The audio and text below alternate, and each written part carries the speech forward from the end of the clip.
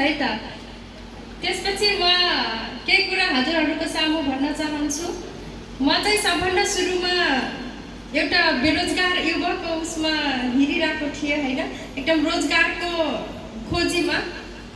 अनि सबभन्दा सुरुमा त त्यही 5-7 हजारको सानोतिनो जब चाहिँ गरिराखेको थिएँ र एकदमै म चाहिँ केही एकदम स्वतन्त्र बिजनेस गर्छु भन्ने सोचमा थिएँ र यसमा चाहिँ मलाई साथ सपोर्ट गर्नुहुने मेरो अपलाइन हुनुहुन्छ मेरो दिदी सुमित्रा चौधरी।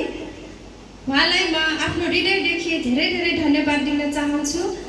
उहाँले गर्दा नै म आज यस स्टेजसम्म यसरी हजुरहरूको सामु आएर यसरी सम्मान स्वरूप मैले यसरी एउटा पुरस्कार भनौँ न सम्मान यसरी लिन पाएको छु। र पहिले त उहाँले यो डिएक्सनको बारेमा सुनाउँदाखेरि म खासै ध्यान लिँदैनथेँ।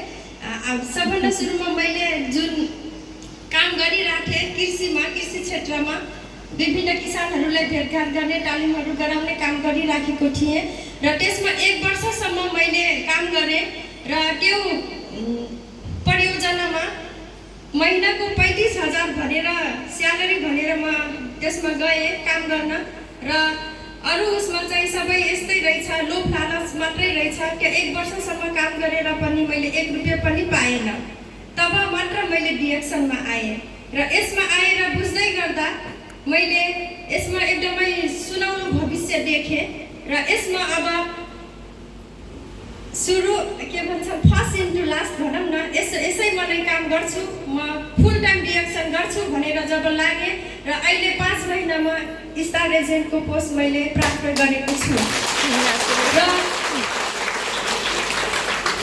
आज यसरी जतिजनालाई मैले इन्भाइट गरेको थिएँ सम्पूर्णलाई धन्यवाद। हजुरहरू आइदिनु भएको छ र मेरो साथीहरू हुनुहुन्छ कतिजना म जस्तै बेरोजगार हुनुहुन्छ र रोजगारको खोजीमा यताउति नजानुस्। हजुरहरू पनि डिएक्सनको बारेमा बुझ्नुस् र म जस्तै काम गर्नुस्, अगाडि बढ्नुस्। यसैमा छ सम्पूर्णको भविष्य र अमिर हुन मन छ भने यसैमा नै काम गर्नुस्, खानुस्, सबै चिज यसैमा पाइन्छ र यति नै भन्न चाहन्छु।